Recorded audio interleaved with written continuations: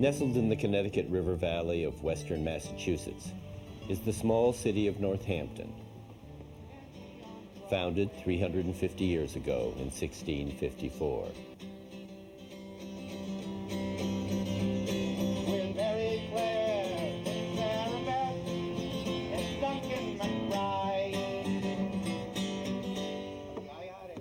Though unique, it faces many of the same challenges other communities do across the nation. I'm going to ask you to stand and raise your right hand so we can swear you. Recently, we launched a documentary film project to explore its character through the life stories of people who make it what it is today.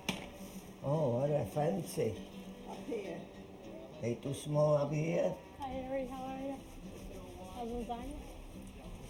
Good. Go on ahead. Go ahead. One of those is Kim Howes, a lifelong resident who, in addition to his work as an engineer, has served the community in many ways.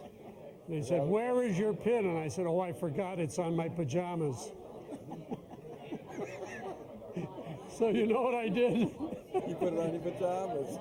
At the annual meeting, You came in your I pajamas. wore my Get pajamas out of here. with my pin on. You did? Yes. Oh, that's great. You got to have a little mirth in life. You do. I also wanted to thank once again the exceptional work of the campaign cabinet. Just a great, great group of people.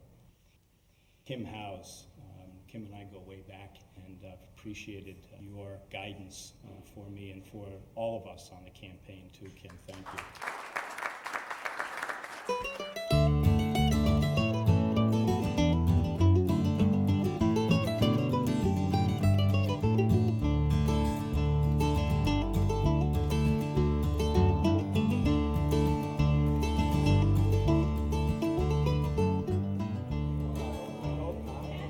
Tell me an old presenter like you doesn't have 3 or 4 bulbs. Good to see you, Kim. Nice to see you. How are you? Good, thanks. There's a sense of history, and I've always been interested in history from a family aspect as well as having grown up here in Florence. I called you to get permission to use your house. You can walk down the street and know people. They aren't faceless people. You can establish a rapport with folks, and it's satisfying when you can see the mark that you have left on the community. I know you are. Tonight I'd like to introduce one of my favorite people, one of Florence's favorite sons, Kim Howes. Are you all members of the Florence Association? If you're not, you can leave. This is a rather nostalgic event because these images, which you're going to see here tonight, describe an important part of our history, not only in this country, but right here where we live. I had heard about the Howes brothers and their photos, especially in Florence, for years. And I knew that they were, Kim Howes' relatives. But it was so exciting to see Kim presenting it. Ice cream, soda water, ham sandwiches. Don't forget Moxie. The meat wagon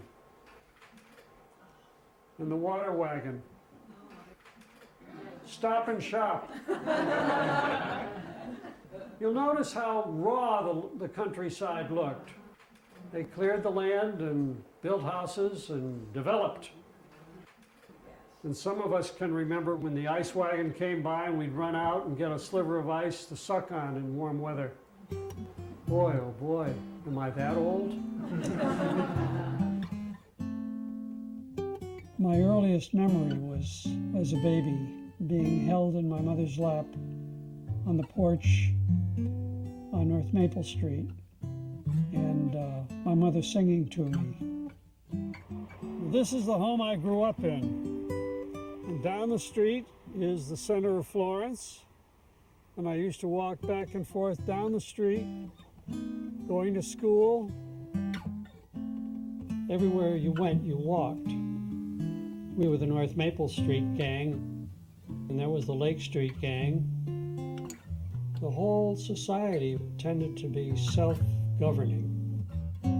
At 9:30 at night, all the kids had to be off the street, and the clock in Cosmian Hall Tower would ring, 3 rings, 3 chimes, and that meant that children should be at home, 9:30 at night.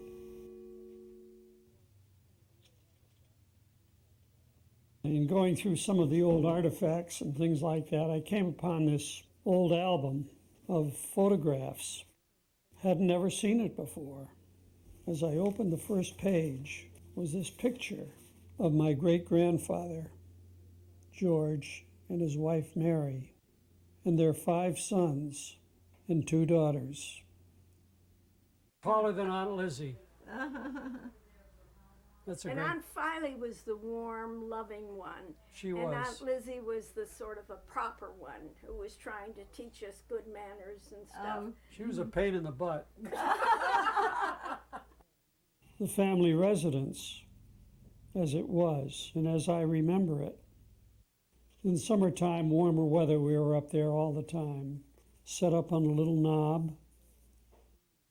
Usually we went in through this side door. Out in back was a spring, and from that spring was a pipe that led water constantly flowing into the kitchen all year round. Do you remember those Thanksgiving dinners? Yeah, They had long tables set up in the kitchen and the dining room. 70 people there, maybe? A lot of people, anyway. A lot of people. The table seemed to go on forever.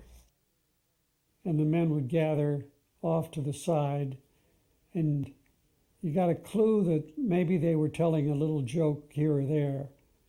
There was nothing ribald, but they had fun. The most important thing was respect and dignity, and it's something that has been passed down through the years, I think, through the family.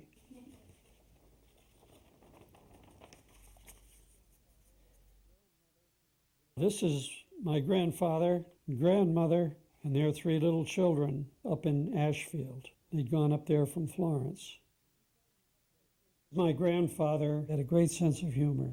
He had a twinkle in his eye. He taught me how to play cribbage. I'll never forget the first game that he taught me to play. He took cribbage very seriously.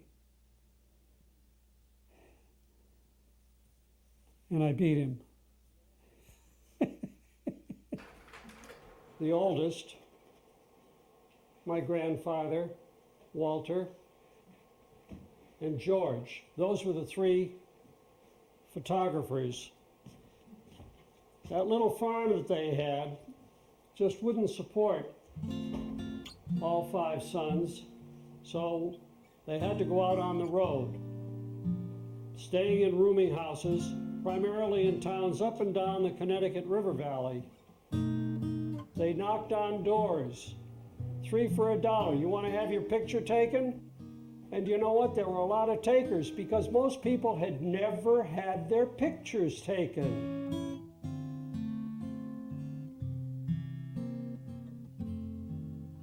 These photographs show people in all walks of life. The old Yankees, new people are just coming into this country. people standing in front of their homes, people holding their babies, proud of their achievement. Those were the people who built this country.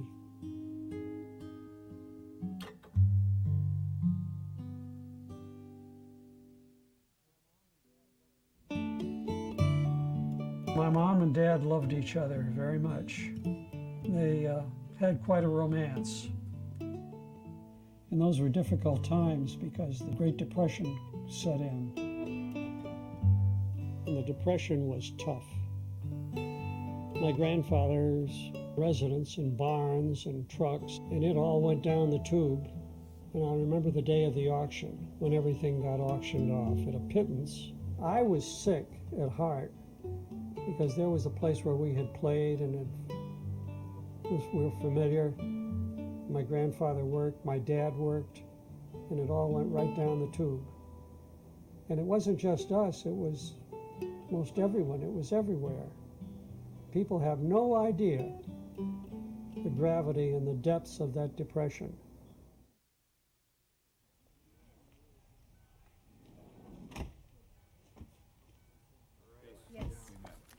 Hi, Jack. I'm Peg.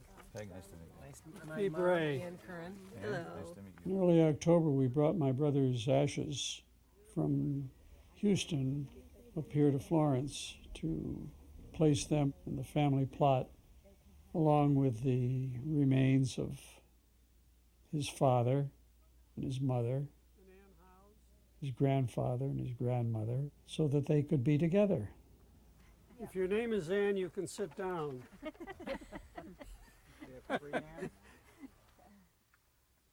We can weep and we can smile. We can pat each other on the back because we all share the love for this fine man. Lord, have mercy on his soul. We honor his soul and his memory. Thanks be to God. Amen. That's what it's all about in life, I think, is to take a few moments and to open our hearts in front of others. Wally's with us now with his teasing, infectious humor, love, and loyalty, showing us how to be strong and survive. Life hasn't ended for him or for us, it's just changed. My mother died when I was 12, and that was quite a trauma. I was at Boy Scout camp, and I knew something was wrong. She had an operation, and my dad came up to get me. Came home and said that my mother had died. And I just can't describe the agony. I didn't know what to do. He was in tears, my sister was in tears, the whole family was in tears. Even though I walk through the valley of the shadow of death, I fear no evil, for thou art with me. Thy rod and thy staff, they comfort me. Thou preparest the table before me in the presence of my... Fortunately for me, a lot of people stepped in to provide the continuing caring and love and affection to fill the gap.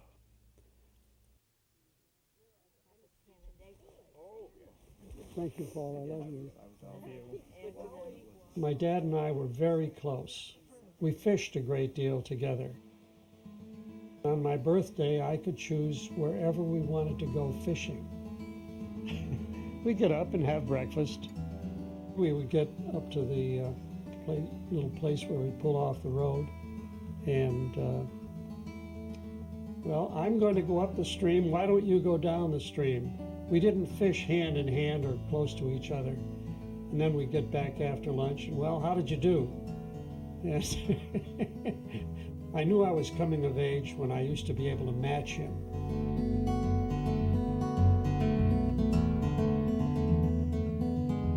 My dad was well known and well liked in town. He was a real hometown boy.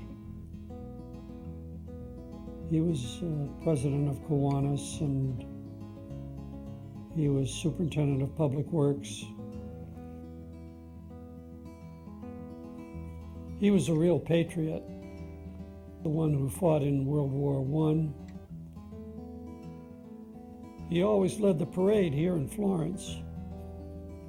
And I remember him speaking at the high school on Memorial Day about the need for peace and understanding. He loved freedom, the ability to express himself and to share thoughts with other people and come up with a resolve. That's about the most important thing in his life, and as a matter of fact, it's the most important thing in my life. The respect for people and what we hold so dear.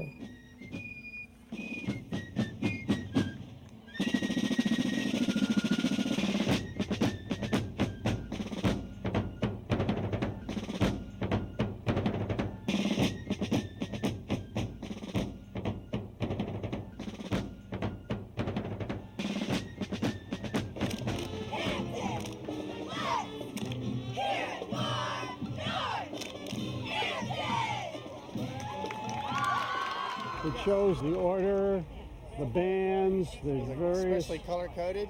Yeah. Kim had been part of the parade committee right from the beginning. Hi, buddy.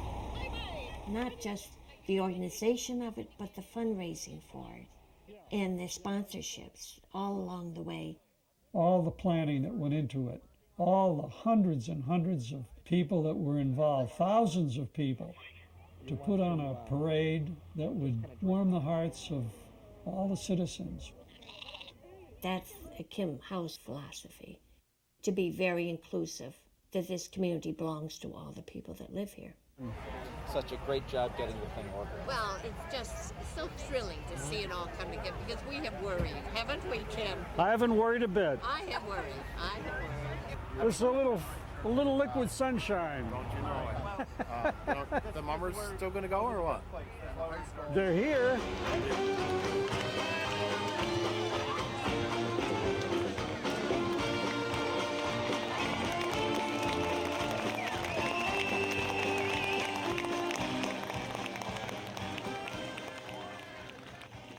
To walk down that parade route with the teeming crowds on both sides of the streets, what a payoff. Wow!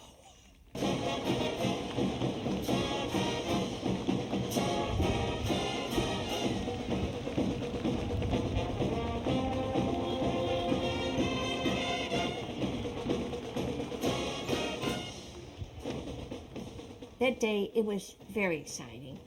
It was exciting, especially when you stood and watched it, as we did on the grandstand down the street, and saw all the inclusion. It was Northampton. It was the DAR with their float, the different church groups, Fox School, and it was the gay community and the peace group. It was all of Northampton, but it was all accepted by the people that were watching.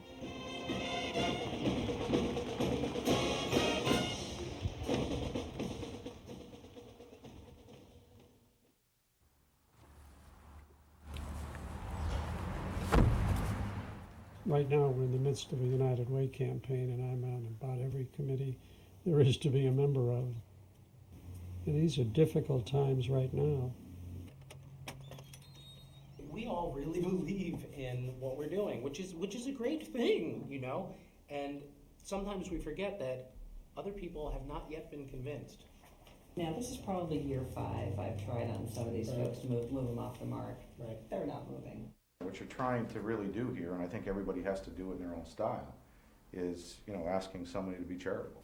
Let me ask a simple question.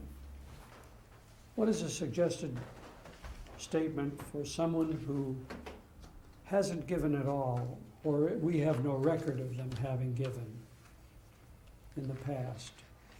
That's a big question. In some cases, it's just simply that people in our neighborhood who have the resources, we feel that maybe we want want to ask them to give back, give them the opportunity to give back, and this is the way that we know of. I have some concerns about standards of responsibility for the community, and that we don't lose this feeling of participation and ownership and need to contribute.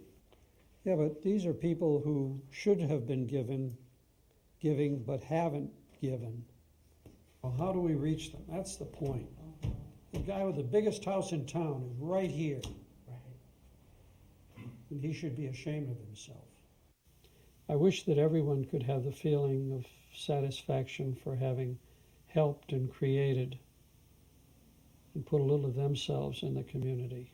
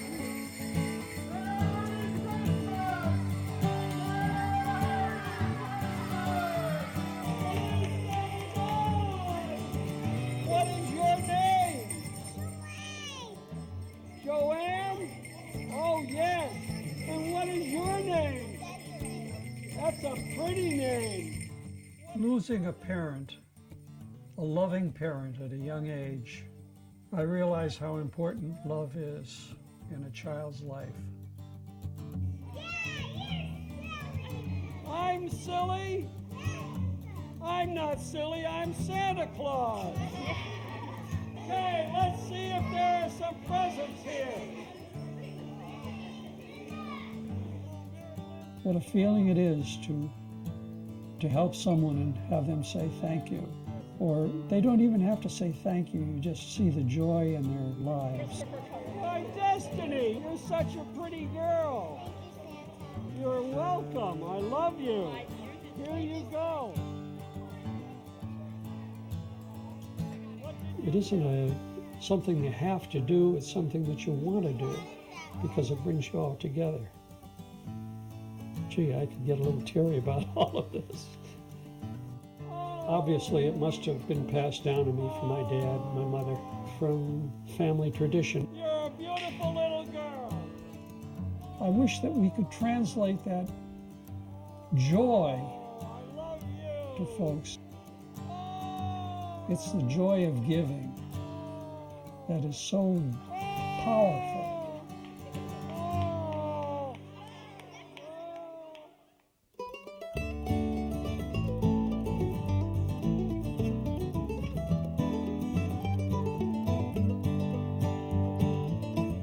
This has been brought to you by Northampton's Living History Community Heritage Project. In the future, we hope to bring you portraits of the following and more. Thanks for watching.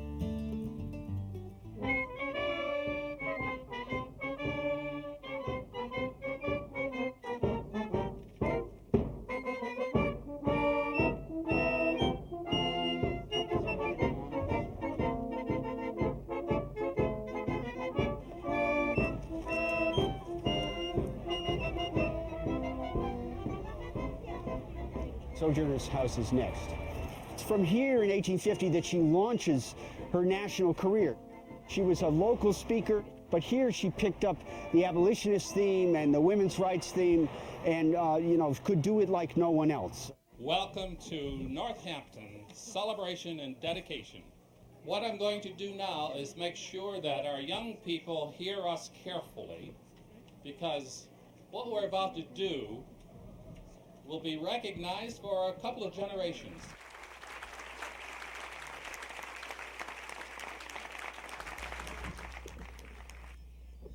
This is really very overwhelming.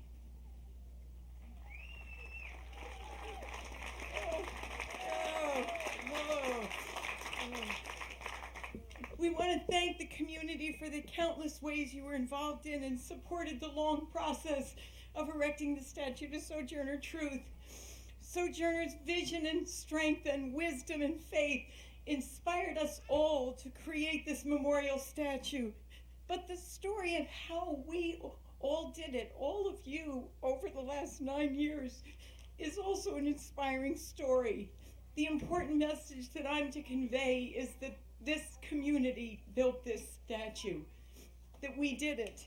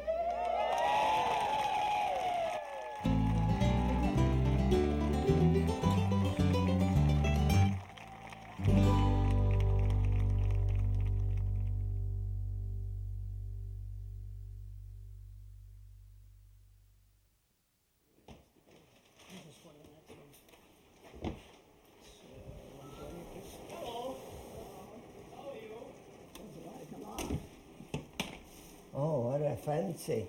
Up here. They too small up here? I wondered if I could have them stretched. Oh. Well, can you wait a few minutes? I stretch for you. You can do anything, can't you?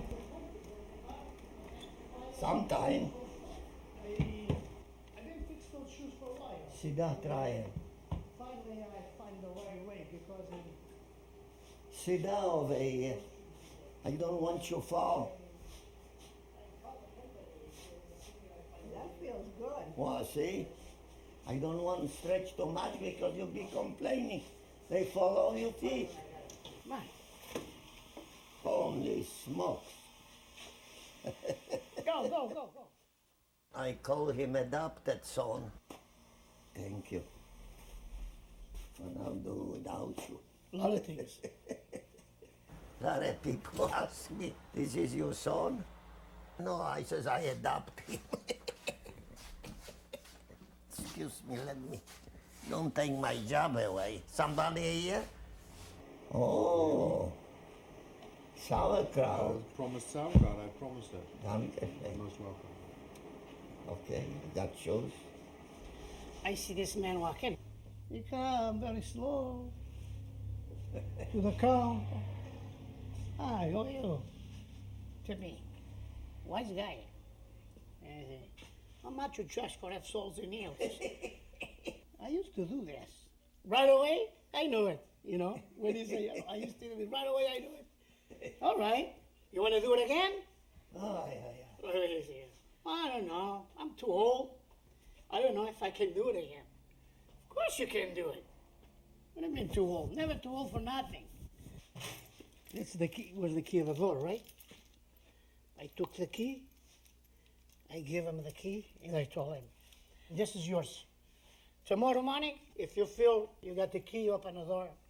Well, next day when I came over, he was already there. Since then, I never opened the door. He opens the door all the time.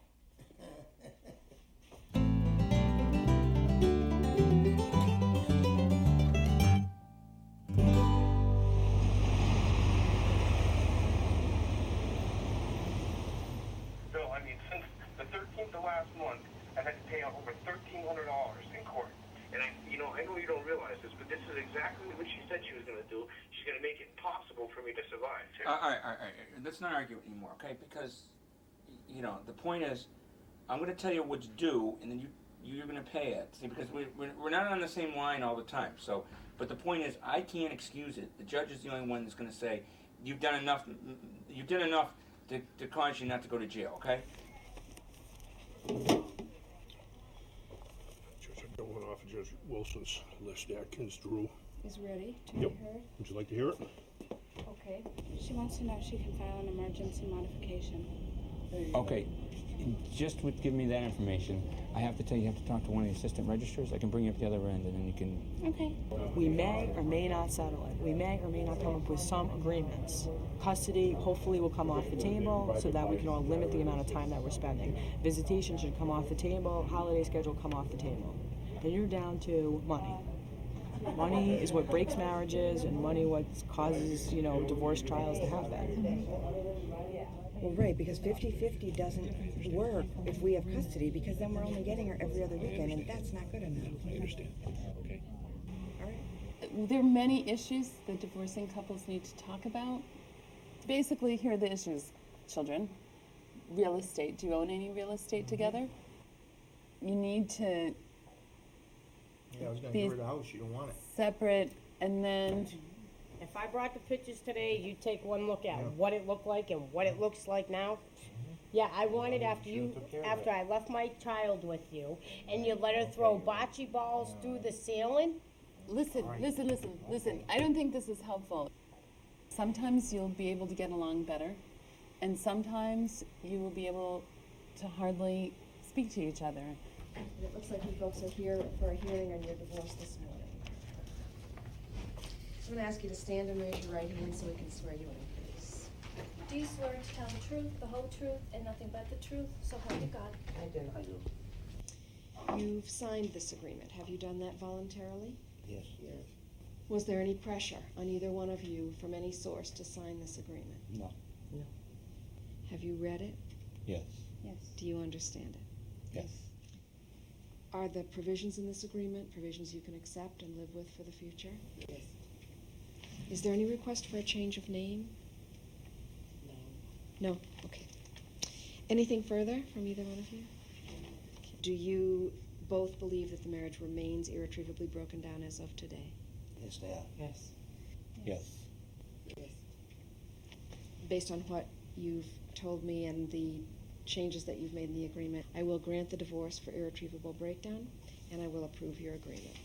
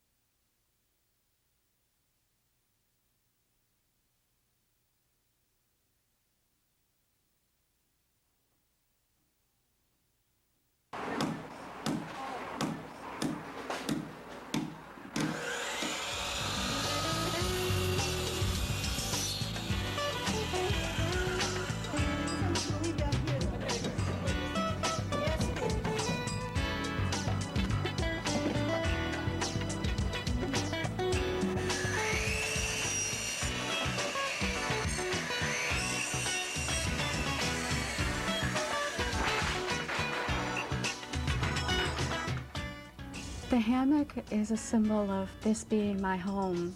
I think because I spent so many months through the winter sitting on my porch, glorying in the fact that I had a home, I had a porch, and envisioning what spring would bring and all the work ahead of me. And it's just something that needed to be done to just say, I'm here and this is mine and I've nested.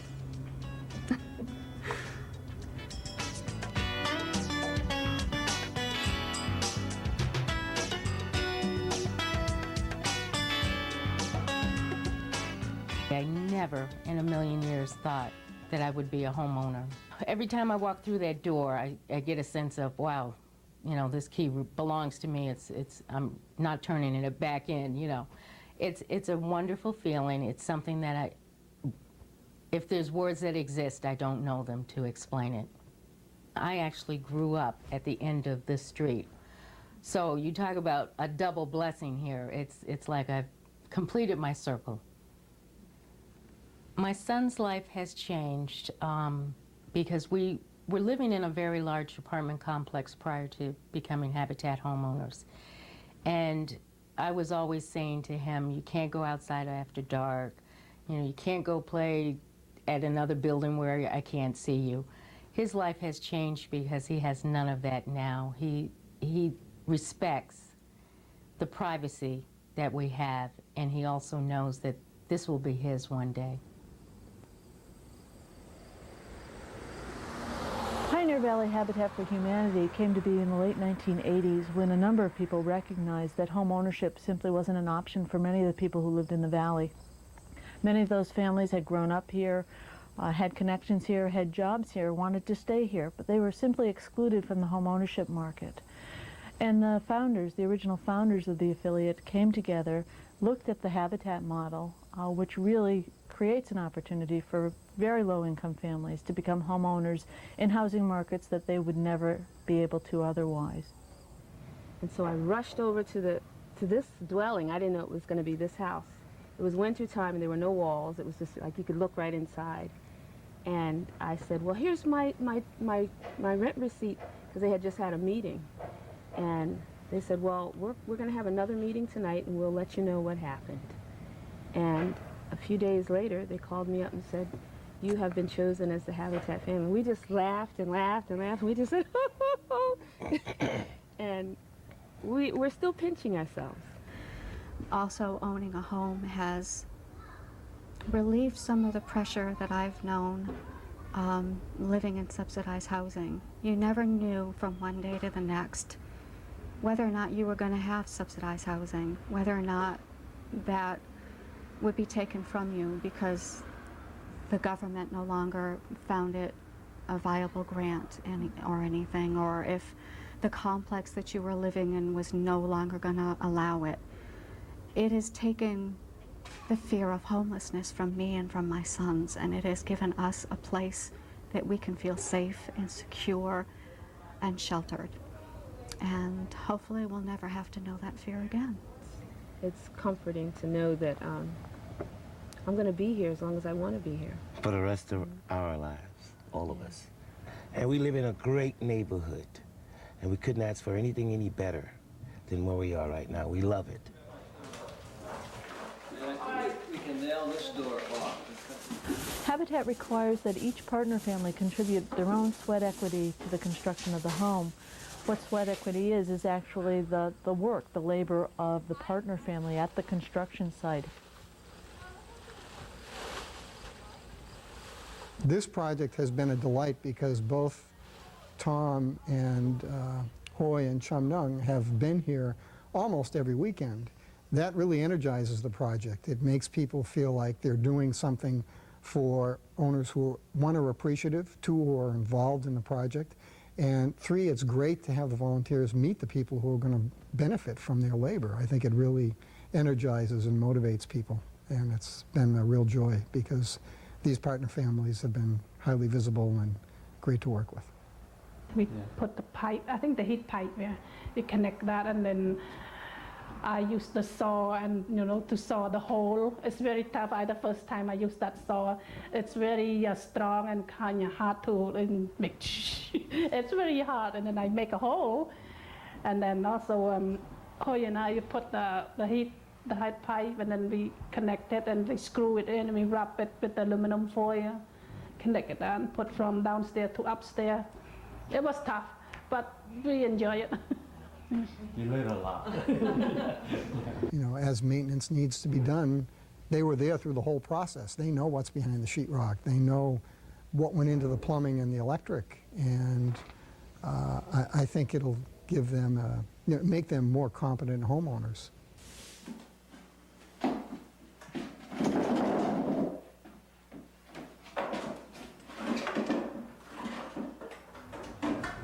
I've really loved working on the house, and I really loved working with the people. Meeting the people that come out and volunteer their time. It's really been an inspiring experience to see the people would come out and pound nails on a roof in December when it's 20 degrees and the wind is blowing. And it's my house, and I'm wondering what I'm doing up there. And I can't imagine the people come out and do that. And it's really been an inspiring experience.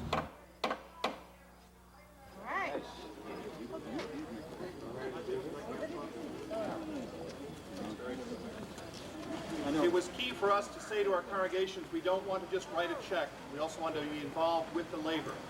So we really want to say to you all, this is the way to go, house by house, family by family. And again, the key word for us is a partnership, and one which we're eternally grateful for all of your hard work. Thank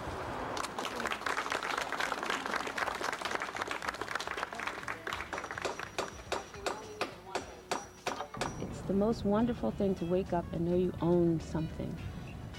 It's nice to come out and have a garden and plant flowers and see a hummingbird go through your yard. It's a wonderful feeling.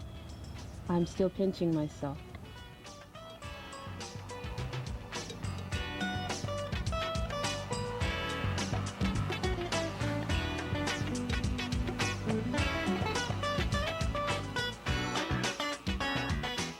It is not only helping build homes, but it's bringing families together. It's building a community together. It's making a life complete.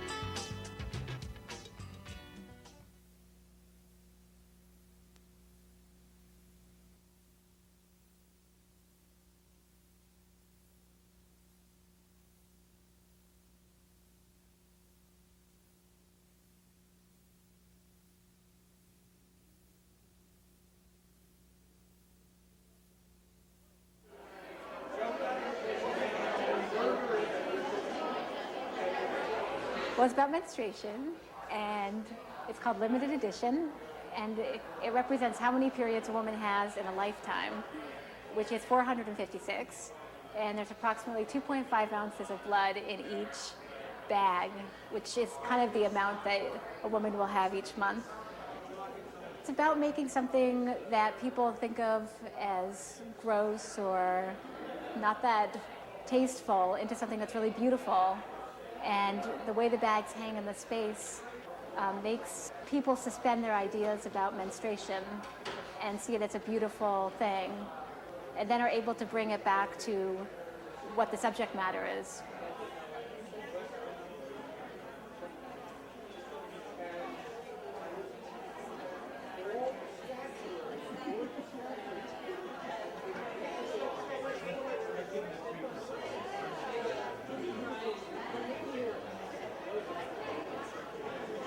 So I thought of the idea a couple years ago with a show called Stigmata Period Pieces, which actually brings the period into a religious experience, calling it stigmata, and a very potent and memorable experience that happens for every woman.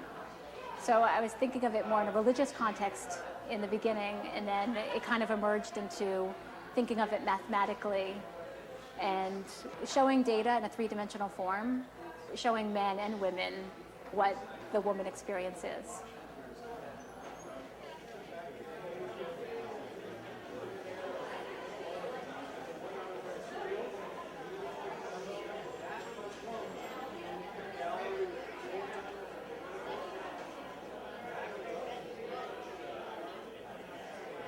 I showed this a couple years ago with bags that were leaking, and I was stapling the fishing line directly into the ceiling, which basically wasted so much work. I improved the show a whole lot. Now I have the fishing line attached to hooks that are hooked to a suspended ceiling that I can reinstall in another gallery. The bags are filled with a simulated blood substance, grenadine, corn syrup, and a little green food coloring to kind of offset the pink tone. I went on the web, I did a lot of research, and I found somebody that specializes in fake blood. And I asked them for the best recipe for my project, and they gave me this recipe, and it has a long shelf life. So that's how I came up with it.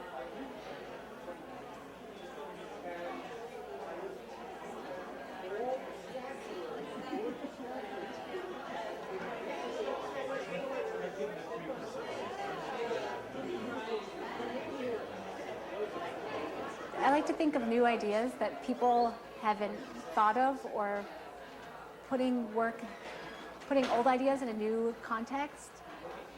Like with the period work, I know that other artists have dealt with menstruation, but I like to kind of think of it in a new way. So I'm always kind of looking for a new way of looking at different objects, and normally everyday objects.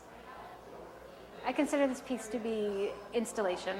So it's an installation that it is sculptural, but I've installed something that fills the space of the gallery. It gives a certain experience to have it in a small space. It gives you an intimate, kind of closed-in feeling, and you're right there with the artwork, where I think it would look nice in a larger space, because then you can get back and see it.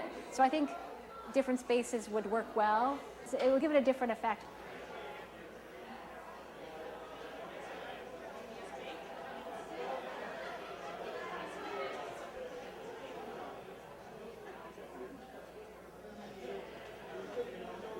I realized I enjoyed making artwork in college and even in high school, but I didn't really tap into the subject matter or the things that meant a lot to me until college, until later on in college, and I was able to express myself in a new way.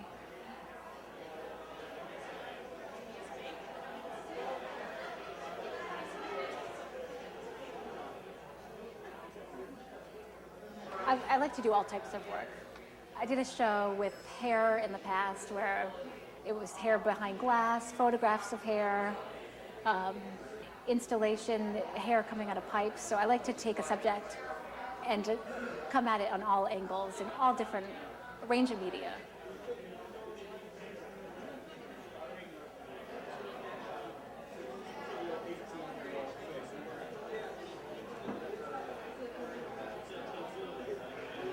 The opening's been great. I love seeing everybody show up, and all my friends and my family. It's been wonderful. It's been a great reception. I think I enjoy doing the whole process. I love preparing the work and hanging the work, but the icing on the cake is the reception, when everybody comes and sees all the work that you've done and everything's neatly tied in a nice bow. No one has seen behind the scenes, all the crazy things that I've gone through to get it up and installed. It's very rewarding to see people seeing the work and talking about the work. Usually during the reception, I don't appreciate it as much until later on I think about everybody and what they've said.